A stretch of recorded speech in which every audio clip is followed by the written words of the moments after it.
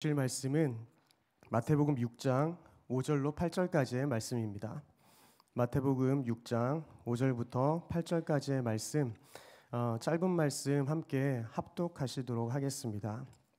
마태복음 6장 5절로 8절입니다. 함께 읽겠습니다. 또 너희는 기도할 때에 외식하는 자와 같이 하지 말라. 그들은 사람에게 보이려고 회당과 큰 거리 어귀에 서서 기도하기를 좋아하느니라. 내가 진실로 너희에게 이르노니 그들은 자기 상을 이미 받았느니라. 너는 기도할 때에 내 골방에 들어가 문을 닫고 은밀한 중에 계신 내 아버지께 기도하라. 은밀한 중에 보시는 내 아버지께서 갚으시리라. 또 기도할 때에 이방인과 같이 중언부언하지 말라. 그들은 말을 많이 하여야 들으실 줄 생각하느니라. 그러므로 그들을 본받지 말라. 구하기 전에 너희에게 있어야 할 것을 하나님 너희 아버지께서 아시느니라. 아멘. 네, 오늘은 골방에서 드리는 기도라는 말씀의 제목을 가지고 함께 은혜 나누도록 하겠습니다. 신학자 D.A. 카스는 평범한 크리스찬들에게 질문할 때에 개인적인 기도 생활에 대하여서 코치코치 캐물어서는 안 된다고 그렇게 이야기했습니다.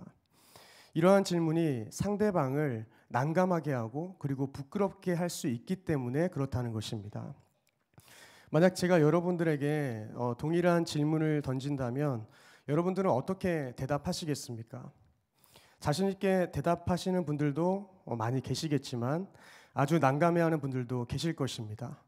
저 또한 때에 따라서 아주 난감하게 받아들여질 것 같기도 합니다. 그렇다면 평범한 크리스찬들은 보통 하루에 얼마나 기도할까요? 한 연구단체에서 한국 기독교 목회자 협의회라는 이 조사에 따르면은 한국 개신교의 하루 평균 기도 시간을 이야기할 때 약 24분 정도라고 이렇게 이야기했습니다. 여러분 많다고 생각하십니까? 아니면 아주 적다고 생각하십니까? 아니면 적당하다고 여겨지십니까? 이 수치는 평균적인 값이라 개인차가 매우 클 수 있지만 우리는 때때로 평균 이하로 주님 앞에 나아갈 때가 있다라는 것은 또 부인할 수 없는 부분인 것 같습니다.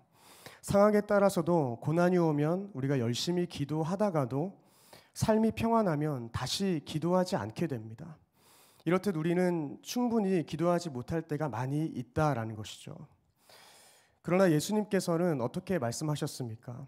너희가 나를 따라 떠나서는 아무것도 할 수 없다고 그렇게 말씀하셨습니다. 요한복음 15장 5절을 보시면 나는 포도나무요 너희는 가지라. 그가 내 안에 내가 그 안에 거하면 사람이 열매를 많이 맺나니 나를 떠나서는 너희가 아무것도 할 수 없음이라 이렇게 기록했습니다. 이렇듯 성경은 성도에게 내 안에 거하라고 이렇게 이야기합니다. 물론 이 거함은 여러 가지로 설명할 수 있겠지만 조금도 이의를 제기할 수 없는 그 답변이 바로 기도 아니겠습니까? 그래서 18세기 영국의 위대한 전도자인 존 웨슬리는 이런 말을 했습니다.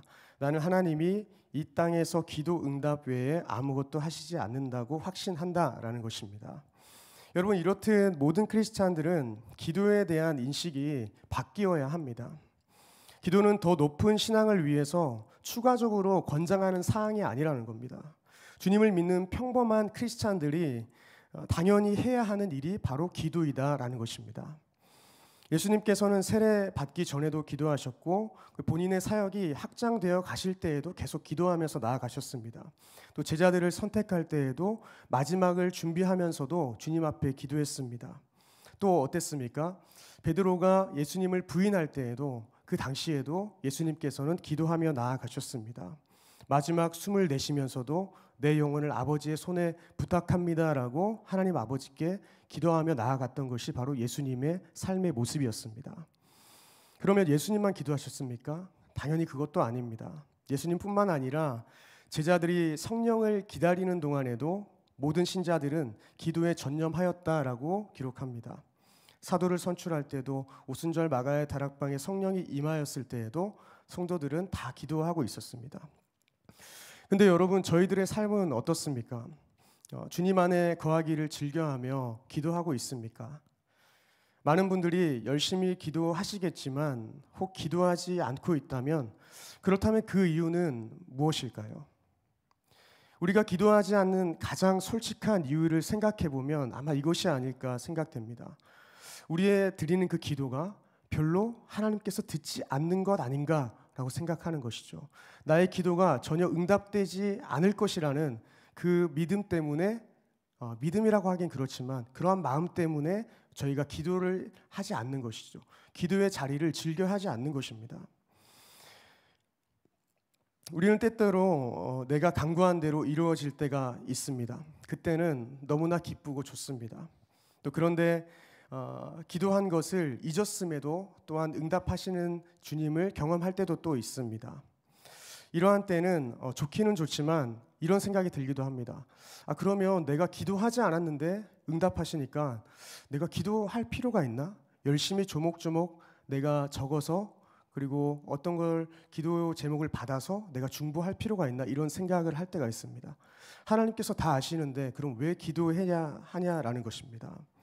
최악의 경우에는 반대로 열심히 기도하지만 아무런 삶의 변화가 나타나지 않을 때가 있습니다.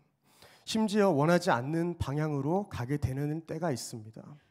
그러니 낙심한 마음으로 열심히 했던 그 기도를 멈추게 되는 것입니다. 열심히 기도해도 상황이 바뀌지 않으니 기도하지 않는 것이죠. 또 바꿔서 이야기하면 기도의 능력을 부인하니 기도가 멈추게 되는 것입니다. 때로는 피곤해서 바빠서 최악의 경우에는 충분한 시간과 돈과 재능만으로 충분히 나의 삶을 내가 살아갈 수 있다고 믿기 때문에 우리는 기도하지 않을 때가 있다는 것입니다. 그러나 성경은 분명하게 기도하라고 권면하고 있습니다. 누가복음 11장 10절을 함께 보시겠습니다. 누가복음 11장 10절에 이렇게 이야기합니다. 구하는 이마다 받을 것이요 찾는 이는 찾아낼 것이요 두드리는 이에게는 열릴 것이니라. 아멘. 끝까지 끈질기고 담대하게 꾸준하게 기도하라고 이야기하고 있습니다. 우리가 기도에 효과가 없다고 생각하는 것이 너무나 빠른 포기가 아닌지 우리는 내 자신을 돌아보아야 합니다. 누가복음 11장 13절은 어떻게 기록합니까? 저희 한 목소리로 함께 합독하시겠습니다. 시작. 너희가 악할지라도 좋은 것을 자식에게 줄 알거든 하물며 너희 하늘 아버지께서 구하는 자에게 성령을 주시지 않겠느냐 하시니라. 아멘. 바울은 육체 가시를 없애달라고 끈질기게 기도했습니다. 그런데 하나님은 육체의 가시를 없애주지 않으셨습니다. 천사를 보내셔서 그 가시를 없애는 것이 그분의 뜻이 아님을 알려주셨고 그 이후에 바울은 어떻게 했습니까? 기도를 멈추게 되었습니다. 이렇듯 우리가 오랫동안 끈질기게 구하고 간절히 구했다고 해서 원하는 대로 응답을 얻을 수 있는 것이 아니라는 것을 확인할 수 있는 분명한 본문이 되는 것이죠. 아무리 오랫동안 기도했어도 아무리 간절하게 우리가 구하고 기도했어도 그것으로 하나님의 선하신 그 뜻을 우리가 이렇게 좌지우지하며 조정할 수 없다라는 것입니다. 바울의 경우와 같이 더 좋은 경우가 그리고 더 좋은 계획이 있을 때에 우리의 기도를 들어주시지 않을 때가 있으시다라는 것입니다. 오히려 바울의 생각을 바꾸셔서 어떻게 고백하게 합니까? 너의 은혜가 족하다라는 것이죠. 그러니 기도 응답이 되지 않았을 때 혹시 나에게 주어진 이 모든 상황들, 환경들이 내가 은혜로 받아들이고 만족해야 하는, 자족해야 하는 상황은 아닌지 우리는 다시 한번 돌아보아야 합니다. 여러분, 우리의 기도가 응답되지 않았습니까? 그렇다면 주님께서 더 크고 놀라운 일을 계획하시고 계신 것을 믿으시기를 소망합니다. 또 한 가지, 하나님께서 그 한 사람을 변화시키기 위해서 기도에 응답해 주시지 않기도 한다는 것을 기억해야 하는 것이죠. 야고보서 4장 2절부터 3절 저희 한 목소리로 읽도록 하겠습니다. 시작. 너희는 욕심을 내어도 얻지 못하여 살인하며 시기하여도 능히 취하지 못함으로 다투고 싸우는도다. 너희가 얻지 못함은 구하지 아니하기 때문이요 구하여도 받지 못함은 정욕으로 쓰려고 잘못 구했기 때문이라. 아멘. 여기서 정욕은 이 간음의 의미를 함축하고 있는 그러한 단어입니다. 이것은 어떤 의미입니까? 하나님께서 우리의 기도에 응답하시지 않는 그 이유가 너희가 간음을 저지르는 그러한 사람처럼 기도했기 때문이다라는 것입니다. 하나님 안에서 찾아야 하는 그 만족을 다른 것에서 얻기 위해서 요구하는 일이 바로 간음하는 사람처럼 기도하는 것이라고 이야기하고 있는 것이죠. 우리가 나의 만족과 필요를 위해서 또 나의 직업, 건강, 배우자, 관계의 회복, 사업의 확장 등을 위하여서 기도할 때에 주님께서 물으십니다. 누구야? 너는 왜 나를 구하지 않니? 나와의 관계를 더 구하지 않니? 우리의 삶을 향한 하나님의 가장 큰 목적은 우리에게 뭔가를 주시는 것이 아니라 우리를 그리스도의 형상으로 아름답게 빚어 가시는 것인 줄 믿습니다. 그러니 우리는 끈질기게 구하되 하나님이 응답해 주시지 않아도 언젠간 그 이유를 깨닫고 고개를 끄덕이게 될 것을 확신하면서 꾸준하게 주님 앞에 나아가야 한다라는 것입니다. 기도는 수단이 아니지 않습니까? 기도는 수단이 아닙니다. 마태복음 6장 5절에 뭐라고 기록합니까?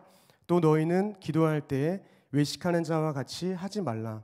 그들은 사람에게 보이려고 회당과 큰 거리 어귀에 서서 기도하기를 좋아하느니라.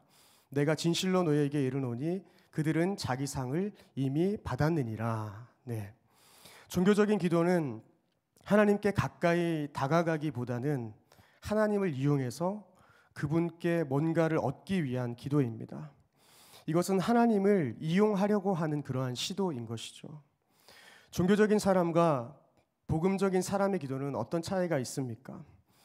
종교적인 사람은 하나님께 뭔가를 더 얻으려고 부단히 노력하지만 복음적인 사람은 하나님 자체를 더 얻으려고 노력한다라는 것입니다. 사랑하는 연인과의 관계가 그렇지 않습니까? 서로 대화하는 내용들을 들어보면 제3자의 입장에서 아무런 의미 없는 이야기들만 나열하는 것을 볼 수 있습니다. 그러면서 낄낄대고 아주 즐거운 시간을 3시간, 4시간 하루 종일 보내는 것입니다. 그리고 집에 돌아가서는 전화기를 열고 다시 전화해서 밤새도록 새벽까지 또 통화하는 것이 바로 사랑하는 관계 속에서의 교제 아니겠습니까?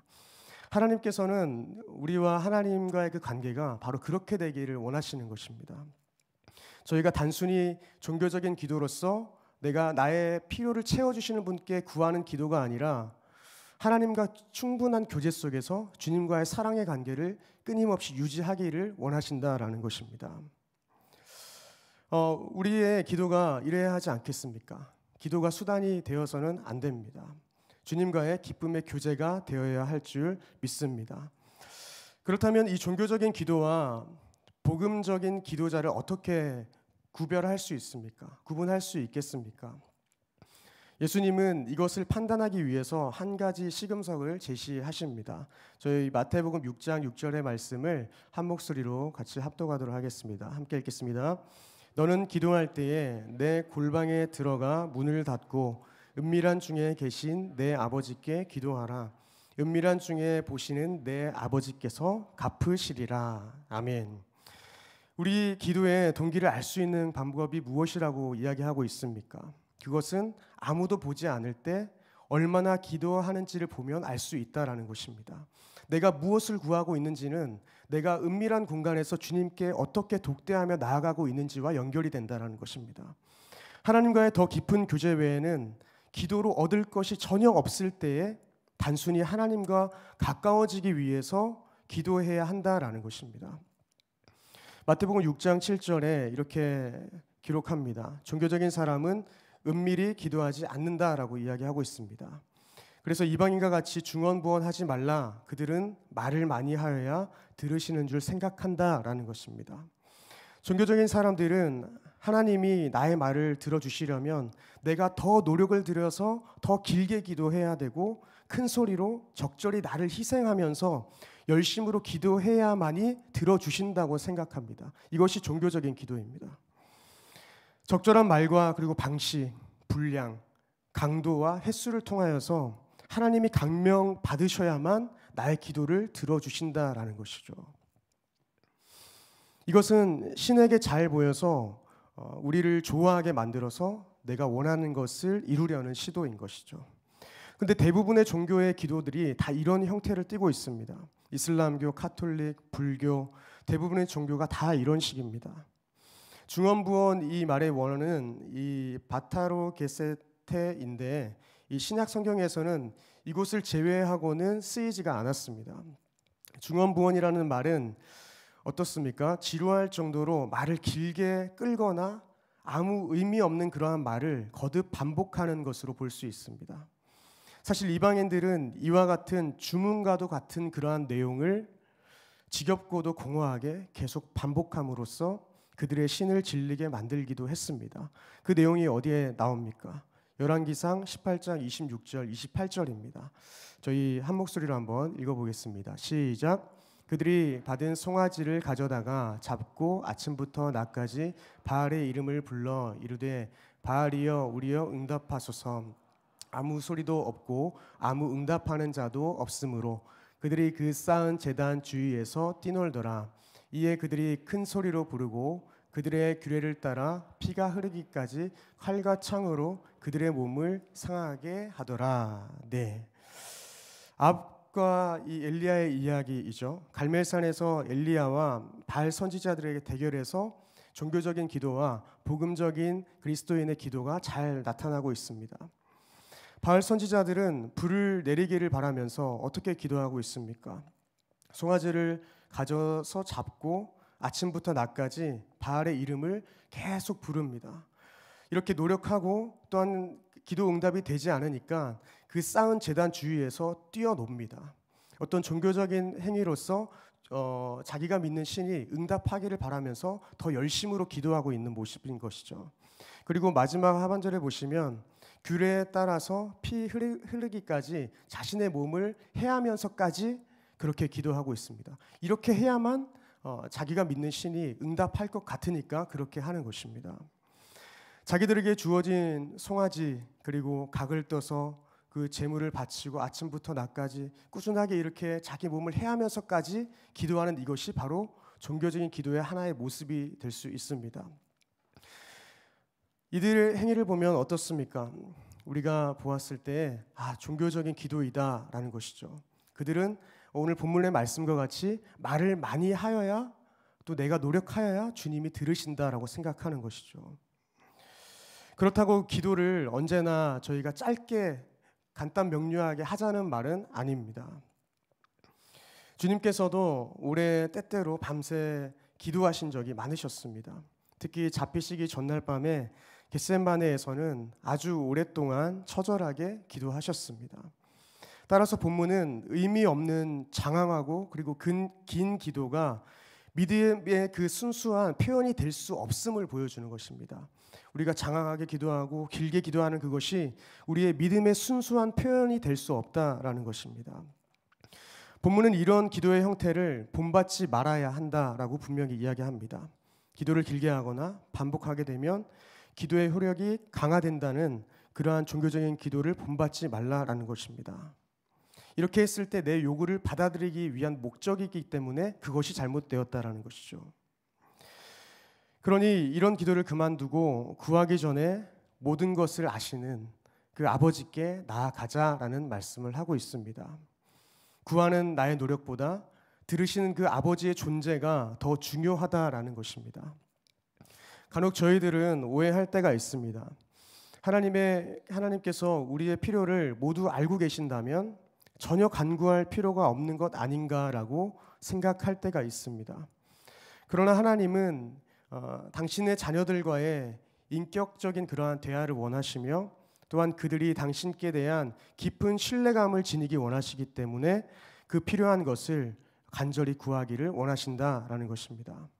구해야만 하나님의 뜻을 알 수 있고 또 주님과의 인격적으로 만남이 또 그 만남이 깊어질 수 있기 때문에 우리는 주님께서 이미 나의 기도 제목을 다 알고 계심에도 불구하고 주님 앞에 간절히 기도하고 교제하는 시간을 가져야 한다라는 것입니다.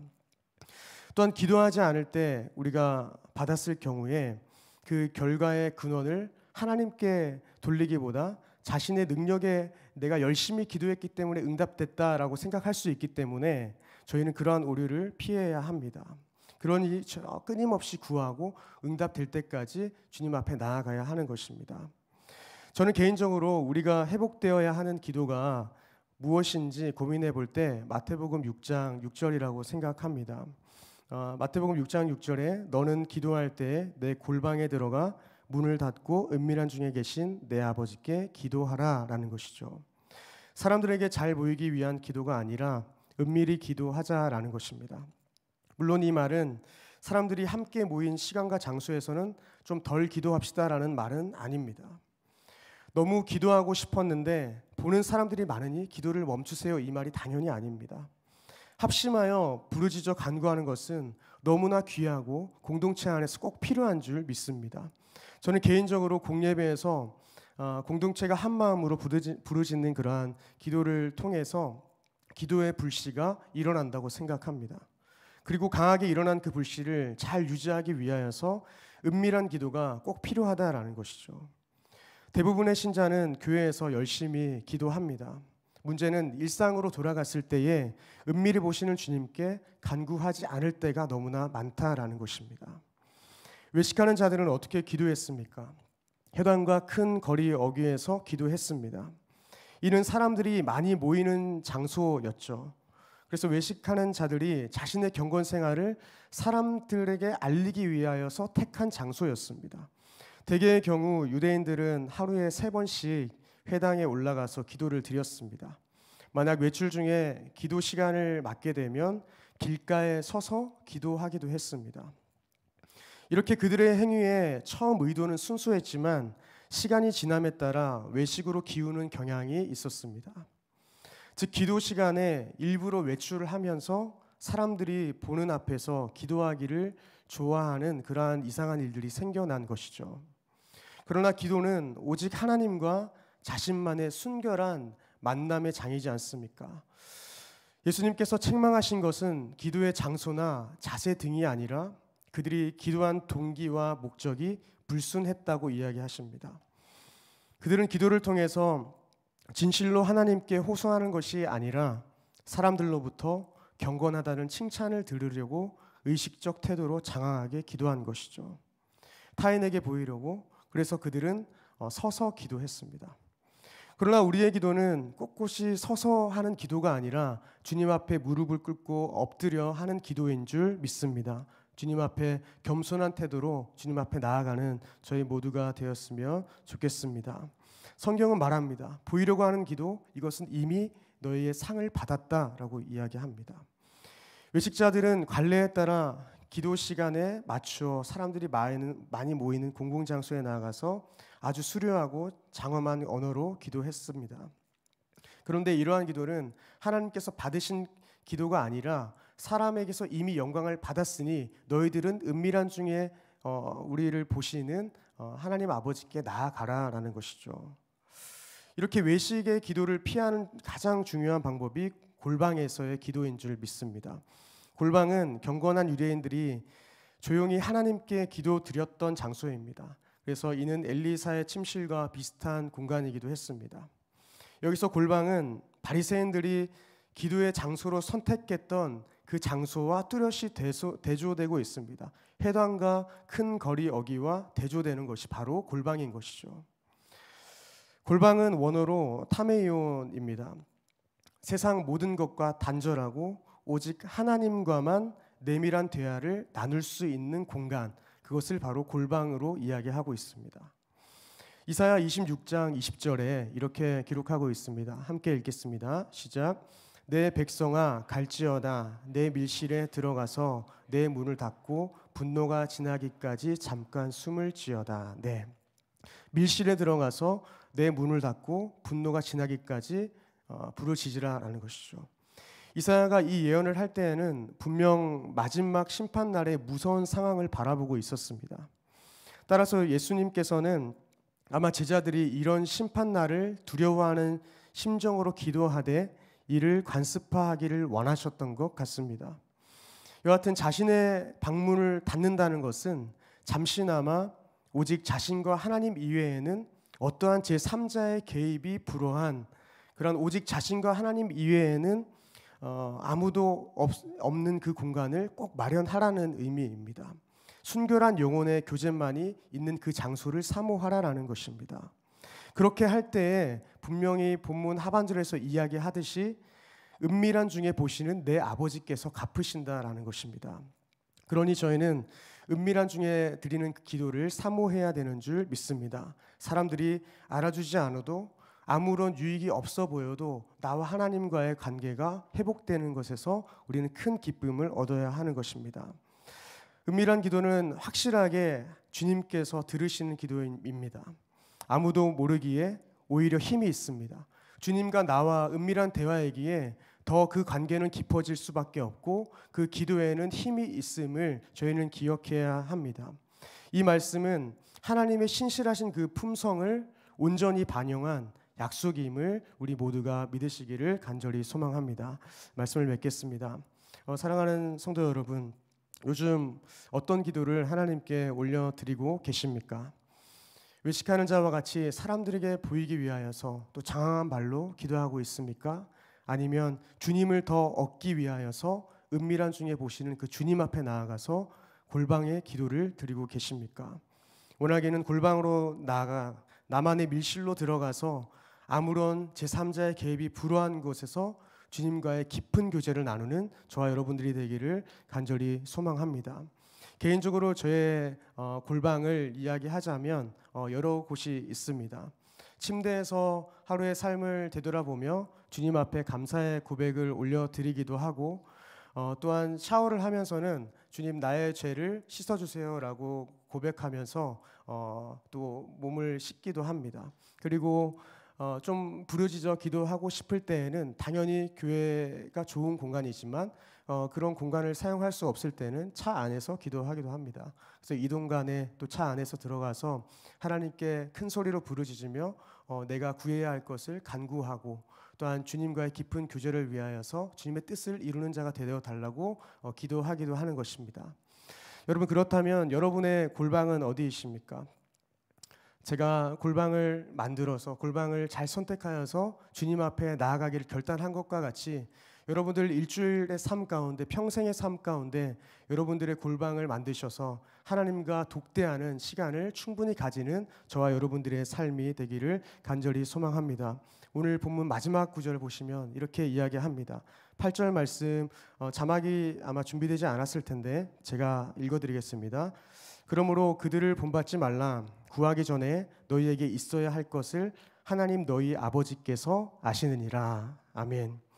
하나님 아버지께서 우리가 구하기도 전에 우리에게 필요한 것들을 이미 아신다라고 말씀하십니다. 주님께서 이미 아시기에 우리는 은밀한 중에 주님과 교제하기만 하면 됩니다. 저희가 분명히 기억해야 하는 것은 하나님을 우리가 아는 것과 그분과 교제하는 것은 분명히 다르다는 겁니다. 귀신들도 주님의 존재와 그분의 능력에 대해서는 분명히 알고 있었습니다. 하지만 그 지식은 지식으로 끝나는 것이지 전혀 교제할 수 없는 관계입니다. 저희들도 주님에 대하여서 전능하시고 전지하시고 무소부지하신 하나님을 잘 알고 있지만 만약에 그 지식으로 끝나고 골방에 나아가 우리 주님과 교제하지 않는다면 우리의 신앙은, 우리의 믿음은 가짜 믿음이 되고 가짜 신앙이 될 수 있기 때문에 저희는 더더욱 의도적으로 골방을 선택하여서 골방에서 은밀히 드리는 기도가 있기를 간절히 소망합니다. 우리 마지막 오늘 마태복음 6장 6절의 말씀을 한번 같이 읽으시고 오늘 말씀을 마무리했으면 좋겠습니다. 이 말씀을 읽으시면서 내가 주님과의 그 은밀한 시간을 꼭 지키겠노라 믿음으로 결단하며 읽으셨으면 좋겠습니다. 함께 읽겠습니다. 너는 기도할 때에 내 골방에 들어가 문을 닫고 은밀한 중에 계신 내 아버지께 기도하라. 은밀한 중에 보시는 내 아버지께서 갚으시리라. 아멘. 골방에서 기도하십시다. 주님이 아십니다. 그리고 주님께서 갚으십니다. 우리 함께 기도하시겠습니다.